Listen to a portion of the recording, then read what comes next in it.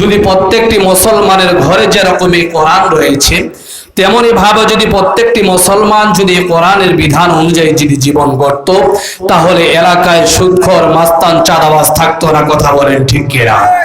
এই কোরআন এলাকার ভিতরে প্রত্যেক মুসলমানের ঘরে কোরআন আছে কিন্তু না মানার কারণে এলাকায় সুদখোর, ঘুষখোর, চাঁদাবাজ, টেন্ডারবাজ, নিশাখোরেরা আছে। কথা বলেন ঠিক কিনা?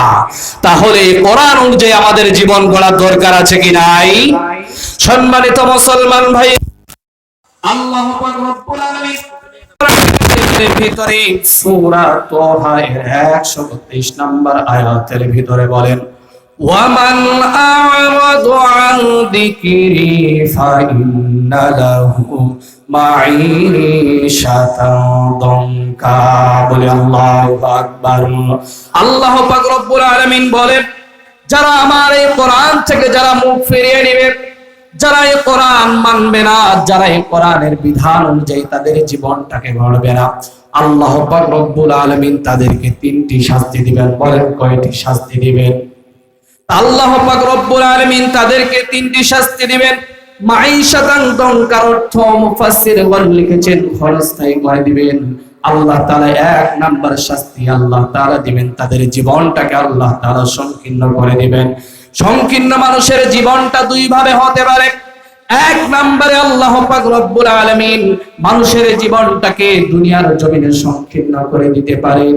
আর 2 নম্বরে হলো আল্লাহ তাআলা মানুষের কবরের জীবনটাকে সংকীর্ণ করে দিতে পারেন। মানুষের জীবনটাকে আল্লাহ তাআলা দুনিয়ার জমিনে কেমন ভাবে সংকীর্ণ করে দিবেন? মুফাসসিরগণ লিখেছেন যে মানুষের জীবনে টাকা পয়সা থাকবে, আলিশান বাড়ি থাকবে, গাড়ি থাকবে, কিন্তু আল্লাহ তাআলা তার জীবনটাকে এমন ভাবে সংকীর্ণ করে দিবেন, সংকিচ করে দিবেন যে আল্লাহ তাআলা তার জীবন থেকে সুখ নামক জিনিসটাকে কেড়ে নেবেন। বলুন নাউযুবিল্লাহ। আজকে দুনিয়ার জমিনে আমরা যদি তাকিয়ে দেখি, হাজারো টাকাওয়ালা আছে, হাজারো গাড়িওয়ালা আছে, বাড়িওয়ালা আছে, 5 তলা বাড়ির মালিক রয়েছে, সারাদিনে সিগারের ভিতরে ঘুরে, আবার রাতের বেলা গিয়ে আবার এরকম এসি বাড়ির ভিতরে ঘুমায়, কিন্তু দুনিয়ার জমিনে সুখের জন্য, শান্তির জন্য সবকিছু রয়েছে, কিন্তু যেই জিনিসটা আল্লাহ তাআলা দেওয়া, এই দুনিয়ার জমিনে কেউ কি সুখ শান্তি দিতে পারে? কথা বলেন, দুনিয়ার জমিনে কেউ সুখ শান্তি দিতে পারে? এই দুনিয়ার জমিনে কেউ সুখ নামক জিনিসটা কেউ দিতে পারে না, একমাত্র আল্লাহ তাআলা ব্যতীত। আল্লাহ তাআলা বলেন টাকা থাকবে, ধন থাকবে, টাকা থাকবে, ধন দৌলত থাকবে, কিন্তু আমি তার জীবনটাকে ক্ষণস্থায়ী করে দিয়ে দুনিয়ার জমিনে আমি তার থেকে সুখ নামক জিনিসটাকে কেড়ে নিব। বলুন নাউযুবিল্লাহ। আজকে দেখবেন হাজারো কোটিপতি আছে, টাকাওয়ালা আছে, সুখ নাই, কিন্তু একজন দিন মজুর মানুষ হালাল পথে উপার্জন করে 300 টাকা 500 টাকা সারাদিনে উপার্জন করে, মাথার ঘাম পায়ে ফেলে উপার্জন করে। দেখেন সারাদিনে মাথার ঘাম পায়ে ফেলে উপার্জন করার পরে রাতের বেলা নাক ডাকে ঘুম পাড়তে পারে। কথা বলেন ঠিক কিনা? আল্লাহ পাক রব্বুল আলামিন 1 নম্বরে দুনিয়ার জমিনে তার জীবনটাকে ক্ষণস্থায়ী করে দিবে, সুখ নামক জিনিসটাকে কেড়ে নেবে। 2 নম্বরে মুফাসসিরগণ লিখেছেন তাদের জীবনটা আল্লাহ পাক রব্বুল আলামিন তাদের কবরের জীবনটাকে সংকীর্ণ করে দিবেন। কবরের জীবনটা কেমন ভাবে সংকীর্ণ হতে পারে? কবরটাকে আল্লাহ পাক রব্বুল আলামিন এমন ভাবে সংকীর্ণ করে দিবেন যে বলা হয়েছে মৃত্যুর পরে যখন মানুষকে যখন কবরে রাখা হবে, কবরে রেখে যখন তার আত্মীয় স্বজনরা তাকে রেখে যখন চলে যাবে, এই কবরটা এমন ভাবে সংকীর্ণ হয়ে যাবে, এমন ভাবে তাকে চাপ দিবে, 1 পাঁজরের হাড় আর 1 পাঁজরের ভিতরে লেগে যাবে। বলুন নাউযুবিল্লাহ। তাহলে এই কোরআন না মানার শাস্তি আমি বলেছিলাম কয়টি? কথা বলেন কয়টি? 3টির ভিতরে 1 নাম্বার হলো আল্লাহ তাআলা জীবনটাকে ক্ষণস্থায়ী করে দিবেন, সুখ শান্তিকে কেড়ে নেবেন। 2 নাম্বার হলো ওয়া নাহশুরুহু ইয়াউমাল কিয়ামাতি আ'মা। আল্লাহ পাক রব্বুল আলামিন বলেন, আল্লাহ পাক রব্বুল আলামিন বলেন, ওয়া নাহশুরুহু ইয়াওমাল কিয়ামাতি আ'মা।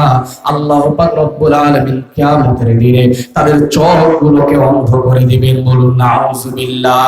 এমন ভাবে তাদের চোখগুলোকে অন্ধ করে দিবেন যে তারা জাহান্নামের আগুন ব্যতীত আর কোনো কিছুই তাদের চোখ দিয়ে দেখতে পারবে না।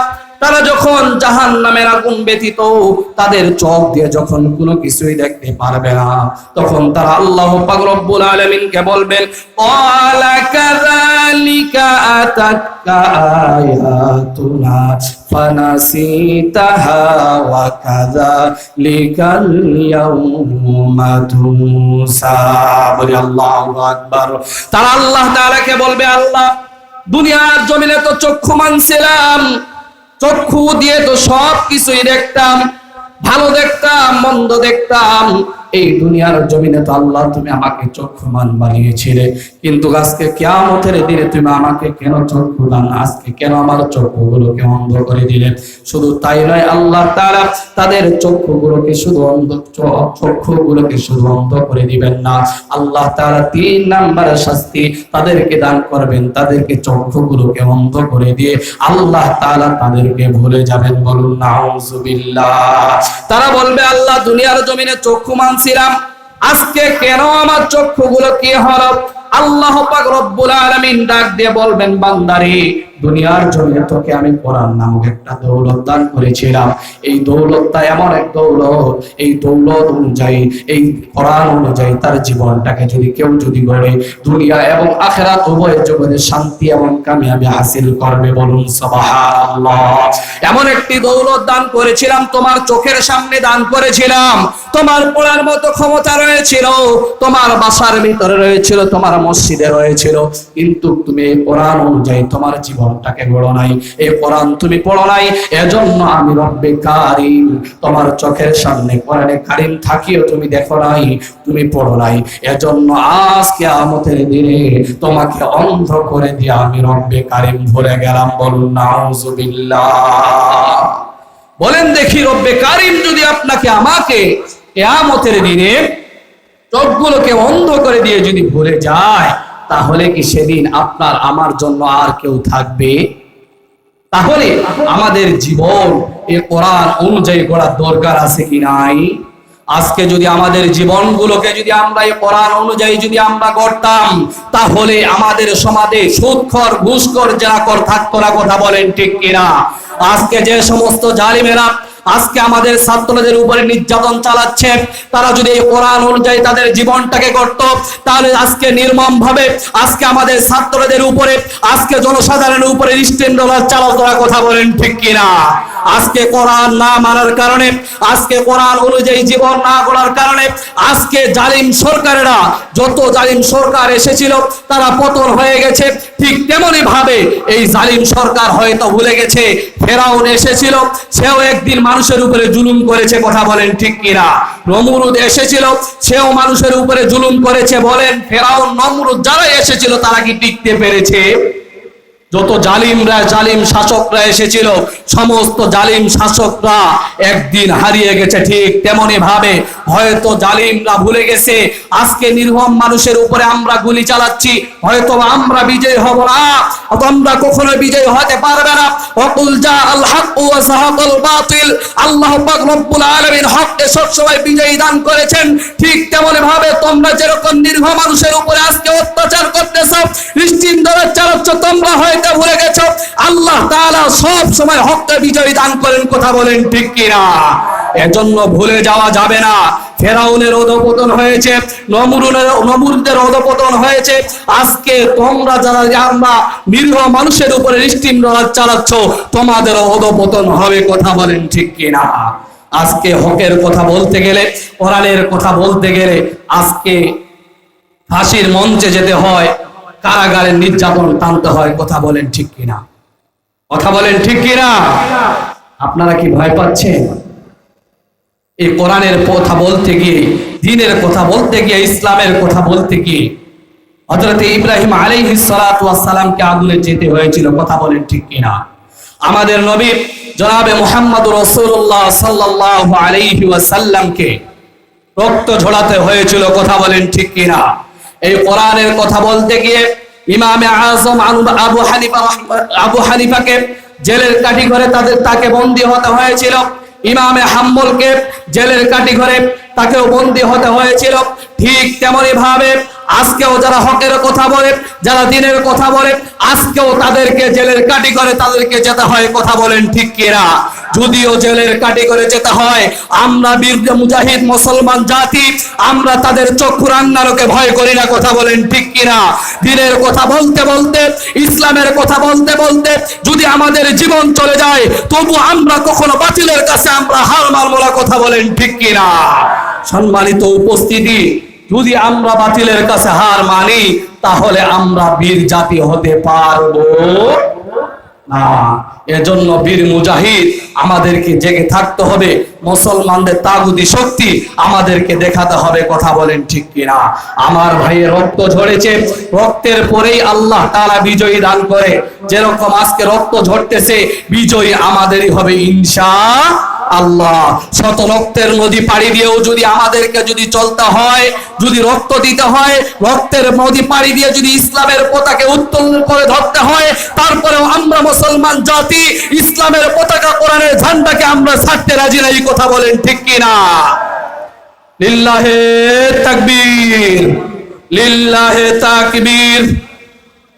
সম্মানিত উপস্থিতি, বলতেছিলাম আমাদেরকে কোরআন মানতে হবে, কথা বলেন ঠিক কিনা? এই কোরআন যদি আমরা ছেড়ে দেই, কোরআন অনুযায়ী যদি জীবন না গড়ি, তাহলে দুনিয়াও শান্তি পাবো না, আখিরাতেও শান্তি পাবো না। মৃত্যু যেহেতু একদিন হবে, মৃত্যু আমাদের হবে না? হবে কি হবে না? মৃত্যু তো একদিন হবে, কথা বলেন ঠিক কিনা? কুল্লু নাফসিন যায়িকাতুল মাউত ওয়া ইন্নামা তুওয়াফাউনা উজুরাকুম ইয়াওমাল কিয়ামাহ ফামান যুহসিয়া আনিন নারি ওয়া উদখিলাল জান্নাতা ফাকাদ ফাজ। মৃত্যু একদিন হবে, কবরে একদিন যেতেই হবে প্রত্যেকটি মানুষকে, ঠিক কিনা? কবরে যায় যদি আমি বলি আমি অমুক দলের লোক, ছাড় দিবে? ছাড় দিবে? বলে আমি দেশে এই মুনকার নাকিন, আমি দেশে 10টা খুন করে আসছি, তুই আমার চিনিস, মুনকার নাকি ছাড় দিবে? দিবে? এই কবর কাউকে চিনে না। একবার মৃত্যু হয়ে গেলে এই কবরে যদি আমার আপনাকে যদি যেতে হয়, এই কবর আপনাকে আমাকে কেউ ছাড় দিবে না, কথা বলেন ঠিক কিনা?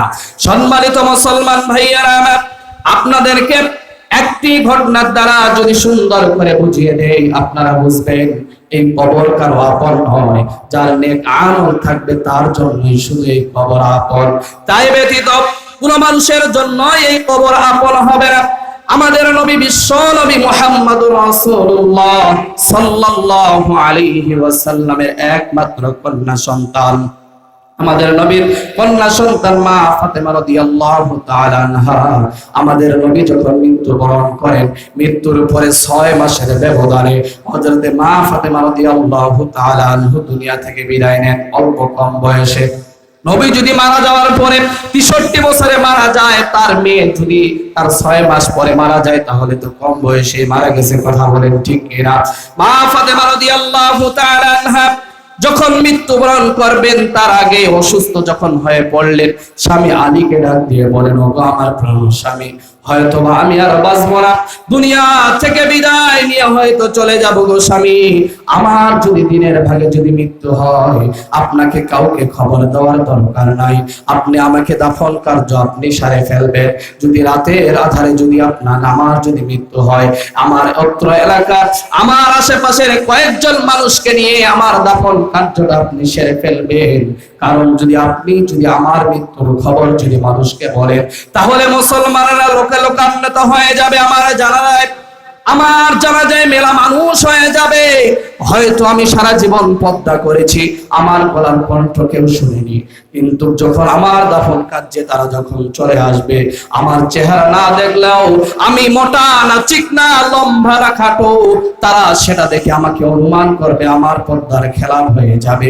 এজন্য আপনি কাউকে বলবেন না আমার মৃত্যুর খবর, কাউকে বলার দরকার নাই।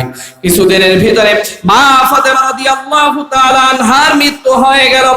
মৃত্যু হওয়ার সঙ্গে সঙ্গে হযরত আবু যর গিফারী রাদিয়াল্লাহু তাআলা আনহুকে আল্লাহ রাসূল সাল্লাল্লাহু আলাইহি ওয়াসাল্লাম স্বপ্নের ভিতরে বললেন, আমার কলিজার টুকরা সন্তান ফাতেমা ইন্তেকাল করেছেন, দুনিয়ার মায়া ত্যাগ করেছেন, যাও যাও আমার মেয়ের জন্য তুমি কবরটাকে খনন করো। হযরতে আবু যর গফারী রাদিয়াল্লাহু তাআলা রাতের আধারে বাসায় হযরতে আলী রাদিয়াল্লাহু তাআলা আনহুর বাসায় চলে আসলেন। আলীর দরজায় ঠক লক করে সালাম দিয়ে যখন আলীকে বললেন, আলী রে, ও ভাই আলী দরজাটা খোলো। আলী রাদিয়াল্লাহু তাআলা আনহু আবু যর গফারীকে দেখে সঙ্গে সঙ্গে কেঁদে ফেললেন, ভাই আবু যর, কি খবর? তুমি কেন জানি আমার স্ত্রী দুনিয়ার মায়া ত্যাগ করেছে, আমি এখন পর্যন্ত কাউকে খবর দেইনি, তুমি কেন জানি চলে এসেছো? আবু যর গফারী রাদিয়াল্লাহু তাআলা আনহু বলে ফেললেন, আপনার স্ত্রী দুনিয়া থেকে বিদায় নিয়েছে, আমাকে স্বপ্নে যোগে আমার নবী মুহাম্মদুর রাসূলুল্লাহ সাল্লাল্লাহু আলাইহি ওয়াসাল্লাম কবর খননের জন্য পাঠিয়ে দিয়েছে। বলুন সুবহানাল্লাহ। হযরতে আবু যর গফারী রাদিয়াল্লাহু তাআলা আনহু কবর খনন করলেন। কবর খনন করার পরে হযরতে আবু যর গফারী রাদিয়াল্লাহু তাআলা আনহু কবরের দিকে লক্ষ্য করে বলতেছেন, ও কবর, তুমি কি জানো নাকি তোমার বুকে আজকে কে শায়িত হবে? তোমার উপরে আজকে কে শায়িত হবে তুমি জানো নাকি? কবরকে বলতেছেন, ও কবর, তোমার উপরে আজকে শায়িত হবে বিশ্ব নবীর মেয়ে ফাতেমা রাদিয়াল্লাহু তাআলা আজকে তোমার বুকে শায়িত হবে। তোমার কবরে তোমার উপরে আজকে শায়িত হবে হাসান এবং হুসাইনের মা, তোমার উপরে শায়িত হবে খাতুনে জান্নাত ফাতেমা রাদিয়াল্লাহু তাআলা আনহা, তোমার উপরে শায়িত হবে। তোমার উপরে আসাদুল্লাহ ইবনে গালিব আলীর স্ত্রী তোমার উপরে শায়িত হবে। এই কথা বলে যখন হযরত আবু যর গফারী যখন কবর থেকে উঠতেছেন, এমন সময় কবর থেকে আওয়াজ আসতেছে, এ আবু যর, তুমি কি জানো নাকি আমি এমন একটা ঘর, এমন একটা একাকিত্ব ঘর, আমি কাউকে চিনি না, আমি মুহাম্মদের মেয়েকে চিনি না, আমি মুহাম্মদের মেয়েকে চিনি না, আসাদুল্লাহ ইবনে গালিব আলীর স্ত্রীকে চিনি না, আমি হাসান হুসাইনের মাকে চিনি না। আমার কবরের ভিতরে যে নেক আমল নিয়ে আসবে আমি তার সঙ্গে ভালো ব্যবহার করব, আর আমার কবরের ভিতরে যে নেক আমল নিয়ে আসবে না আমি তার জন্য কঠিন ভাবে আগুপান্বিত হয়ে যাব। বলুন নাউজুবিল্লাহ। এখন বলে, যদি কবর যদি নবীর মেয়েকে না যদি চিনি, তাহলে আপনার আমাকে চিনার সময় আছে? বলেন, চিনার সময় আছে?